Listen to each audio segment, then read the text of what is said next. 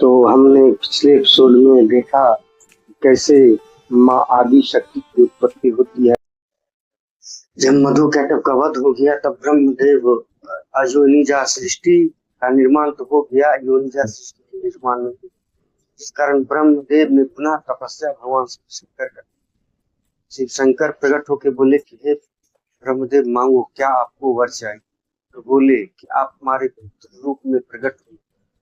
और इधर विष्णुदेव भी तप कर रहे थे और तप करते ही जब उनका तप संपन्न हुआ, आदि महादेव प्रकट होकर बोले, हे विष्णुदेव मांगिए, आप क्या वर स्वरूप मांग। विष्णुदेव बोले, एक स्वरूप में आप मेरा भक्त के रूप में प्रकट हुई, जो भक्त और भगवान का मर्यादा को हमेशा बनाए है। भगवान शिव ने था। तत्पश्चात भगवान शिव समय अनुसार ब्रह्मदेव के ललाट से प्रकट हुए एक बालक के रूप में, और उनके रुदन से तीनों लोग कांपता। तब ब्रह्मदेव ने बोला, हे बालक, आप इतना क्यों रुदन करते हैं, क्या समस्या है। तब भगवान रुद्र ने बोला कि मेरे पास रहने की कोई जगह नहीं, मेरे पास नाम नहीं। तब भगवान ब्रह्मा ने नाम बताया, क्या से आपका नाम रुद्र हो। और इधर भगवान विष्णुदेव भी प्रकट हो गए और बोले कि हे ब्रह्मदेव, ये कोई साधारण बालक नहीं बल्कि एक महाशक्ति है जिसका आप तप किए थे। इनको शांत एक ही महाशक्ति करवा सकती है, प्राकृतिक। तब ब्रह्मदेव ने देवी आदि शक्ति महामाया का तप करने के लिए बैठ गए। जब तप संपन्न हुआ तब महामाया दर्शन दे बोलती है, माँ को क्या चाहिए। भगवान शिव बोलते हैं, कृपया इस बालक को आप खुद करवाइए, अन्यथा तीनों लोग समाप्त हो जाएंगे। तब माँ आदि शक्ति ने उन्हें अपने गोद में लेके शांत करवाया और उन्होंने अपना दुग्ध पान करवाया। वैसे माता शक्ति एक निर्गुण और चेतना और प्राकृतिक यानी जड़ अवस्था में दोनों में आपस में घर्षण कर भगवान विष्णु की उत्पत्ति होती है। तो इस एपिसोड में हम आगे बात करने वाले हैं मधु कैटव के वध के बाद की बात हम डिस्कस करने वाले। तो इस वीडियो में आप बने रहे। तो जब मधु कैटव का वध हो गया तो उसके बाद उसके रात से एक पिंड का निर्माण हुआ, सुनहरा पिंड, जिसे हम हिरण्यगर्भ कहते हैं। जैसे हिरण्यगर्भ की उत्पत्ति होती है तो ब्रह्मदेव बोलते हैं, हे देव, आप अपनी ऊर्जा इस पिंड में भेजें जिससे इस ब्रह्मांड का निर्माण हो सके। जब भगवान पिंड में अपनी ऊर्जा डालते हैं वो पिंड विस्फोट कर जाता है। उस विस्फोट से ब्रह्मांड की उत्पत्ति होती है और वो विराट रूप धारण करती जाती है।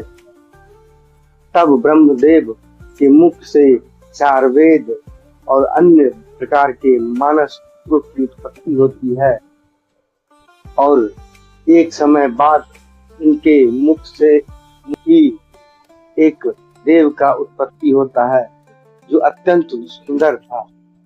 भगवान ब्रह्मा जी ने उसे 5 बाण प्रदान किए और उन्हीं के एक मुख से देवी सरस्वती की उत्पत्ति हुई और देवी सरस्वती की उत्पत्ति होने के पश्चात ही समस्त सृष्टि में वाणी की उत्पत्ति हुई।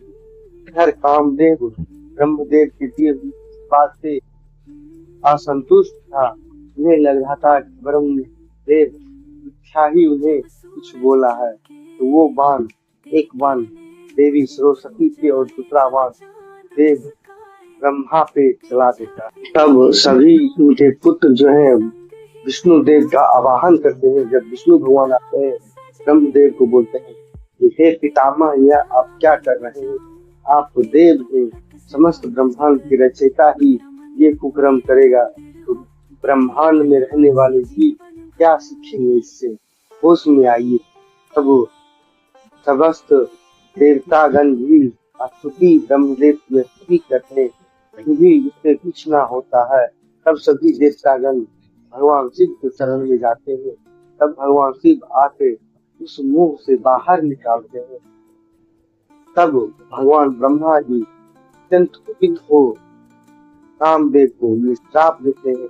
एक समय ऐसा आएगा जब तुम्हें अपने शक्ति के मद में चूर, जब भगवान शिव पे इस शक्ति का प्रहार करोगे, उसी क्षण भगवान शिव के तीसरे नेत्र से तुम जलकर भस्म हो जाओ।